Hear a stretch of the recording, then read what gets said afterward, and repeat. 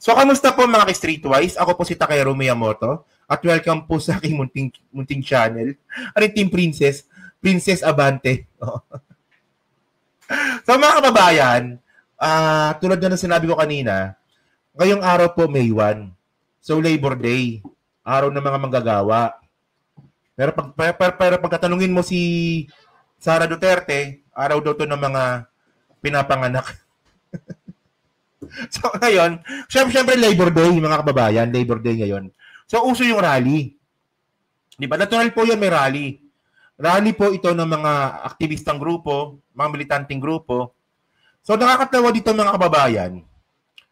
Sobrang desperado po talaga ng mga mautog rally, ng mga mautog, ng mga team mautog, maisog pala, maisog. Sinabayan po nila yung rally ng mga komunista. Tingnan nyo to ha. Tingnan nyo to. Tingnan nyo. Asang alam nyo point ko dito? Nilait-lait nyo dati itong mga to. Tapos ngayon, nakikisali kayo sa rally.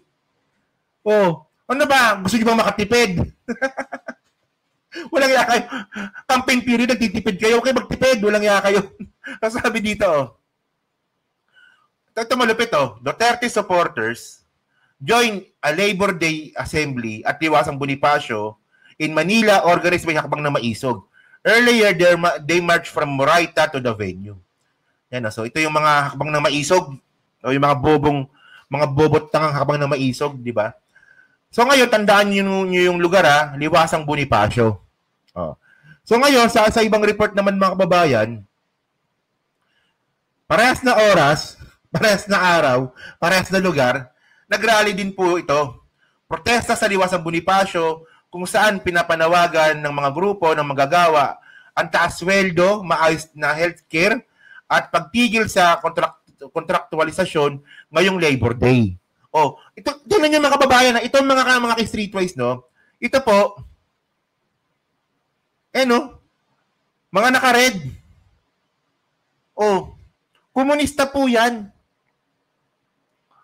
Oh, so itong mga komunista po na to, ito po yung sinabayan ng maisog. Buti pa nga itong mga maisog, buti pa nga itong mga komunista na to eh. Ano lang ba gusto nila? Wakasan ng wakasan ng ang kontraktualisasyon. Ano ba sabi niya? O taasan ng sweldo, maayos na healthcare. O ito po yung panawagan ng mga komunista. Oh, pero yung maisog rally mga kababayan, ang gusto nila, resign BBM. O, di ba? Oh, so ngayon, paano ko nalaman komunista yan?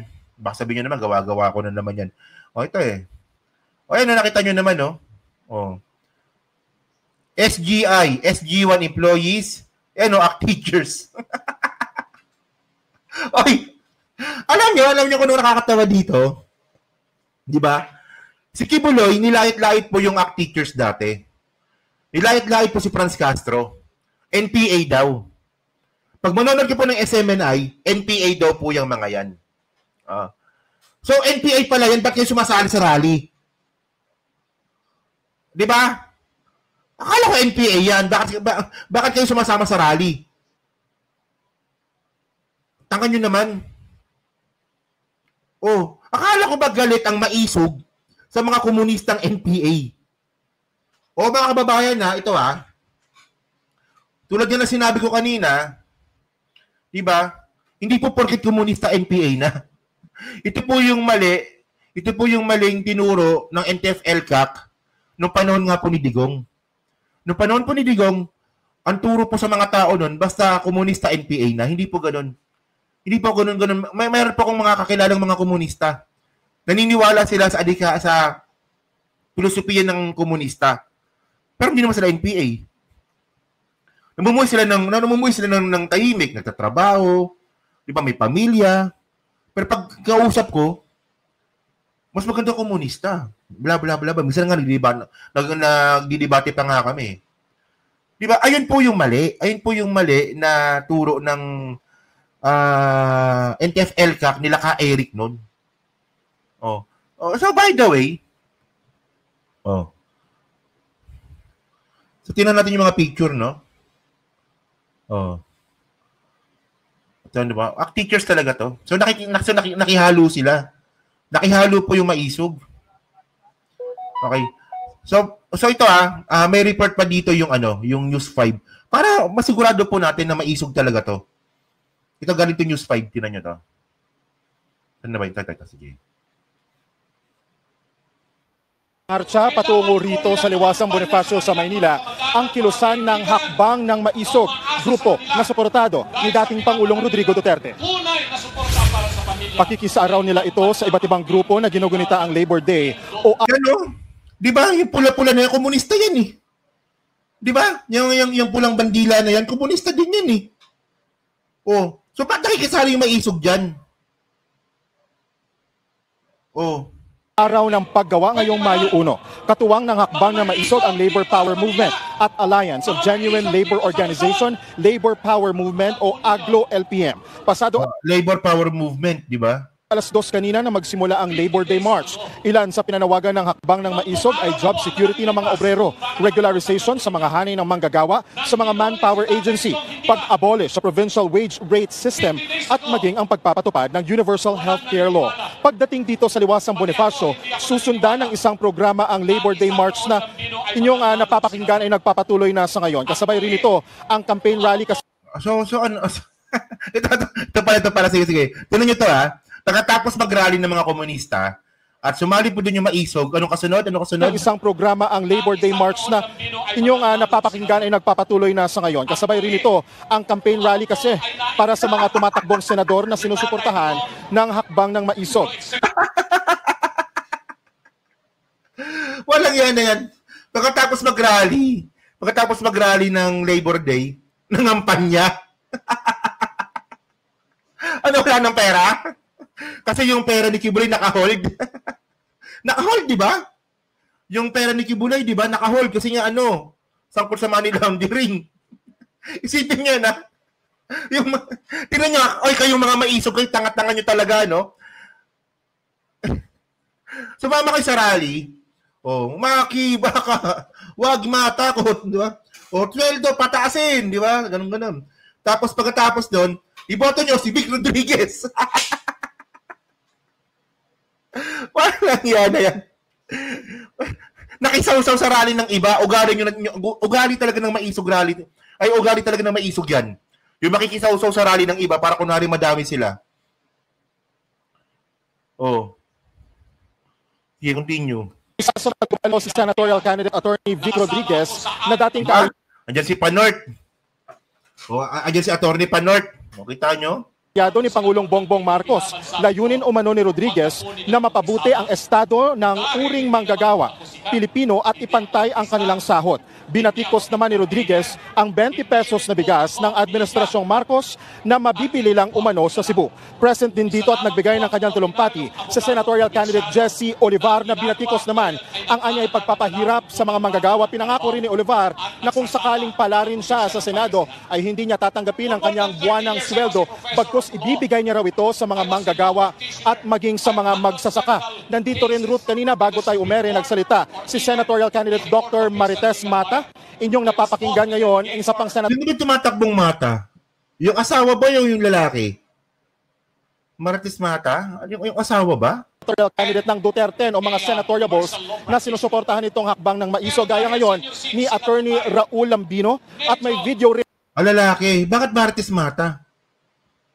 O si Fabunan yan, Si Fabunan antiviral, yung yung nag-promote ng peking gamot sa COVID. Kanina Ruth, na ipinlay dito yung video ni Pastor Apollo Kibuloy doon sa video niya. Yung pagkakaintindi natin, yung plataforma niya ay anti-corruption, national security. Tingnan nyo. Anong ginawa ni Kibuloy? Ni Raul Lambino at may video rin kanina Ruth na ipinlay dito yung video ni Pastor Apollo Kibuloy doon sa video niya. Yung pagkakaintindi natin, yung plataforma niya ay anti-corruption. So ngayon mga kababayan, naalala niyo nung nakalaya pa si Kibuloy? 'Di ba? Sabi ni Kibuloy, ako ang nagpatigil sa komunista. Ganun pa siya, 'di ba? Yung pinulit pa yung kaser. Yung kaser. Itong kaser, pinulit niya pang ganun, palakpakan yung mga kulto. Palakpakan yung mga kulto.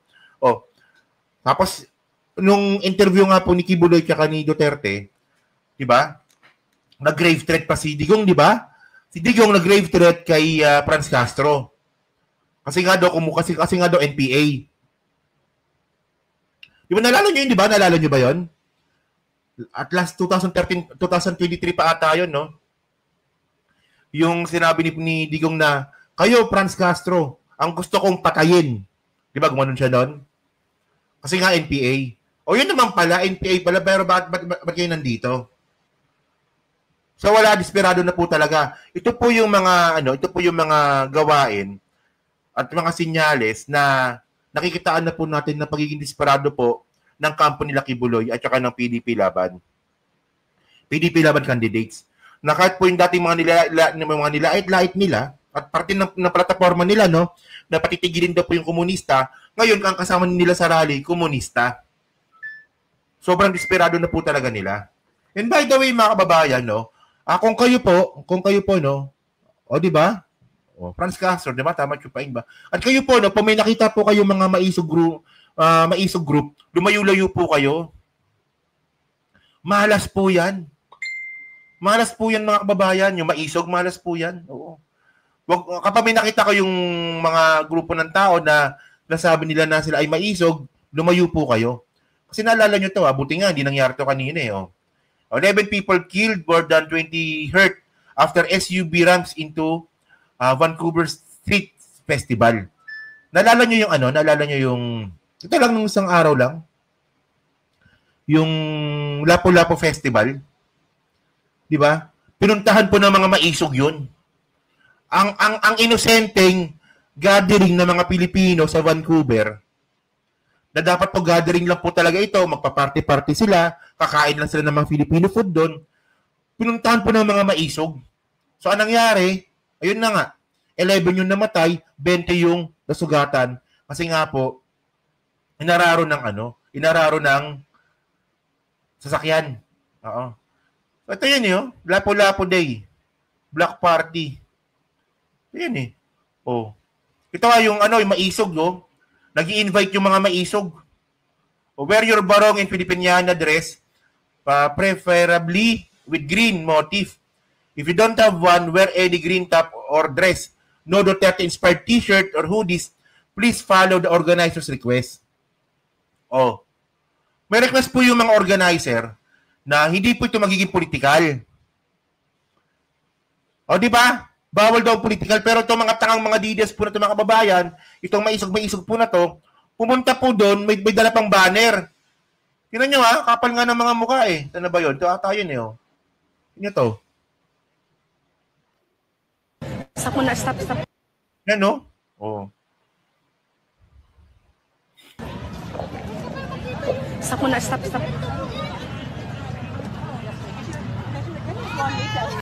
O yan no, proud pa sila sa katangahan nila eh, no? Maisog participant! There! Vancouver! Maisog! Vancouver! Lapu-Lapu Black Party! Oh, malas talaga. Malas talaga. So, lahat na lang ng pinuntahan ninyo malas. Tingnan ninyo yung maisog rally po sa Qatar, ano nangyari? Hinuli kayo.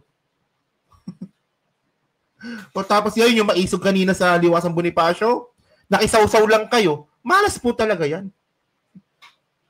O, di ba? Yan so kayo po mga kababayan, no? So kayo po, ano po masabi nyo nga po dito, sa pagiging double standard nga po ng mga Duterte fanatics. Na sinasabi nga nila na itong ACT teachers nga daw po, NPA, pero ang tanong dito, bakit sila sumama sa rally ng ACT teachers, no? Bakit sila sumausaw sa rally ng may rally? O, di ba? So, kayo ba, naniniwala din po ba kayo na, na malas yung, yung maisog na yan? Kaya so, pa-comment lang po sa baba, binabasa ko pong lahat yan. Siyempre, dyan po sa Team Replay, pa-like, pa-subscribe, kung naman kalabisan, pa-share na rin po ng video po na to. Ayan So, ay, pa-like naman po ng video po na to, Okay?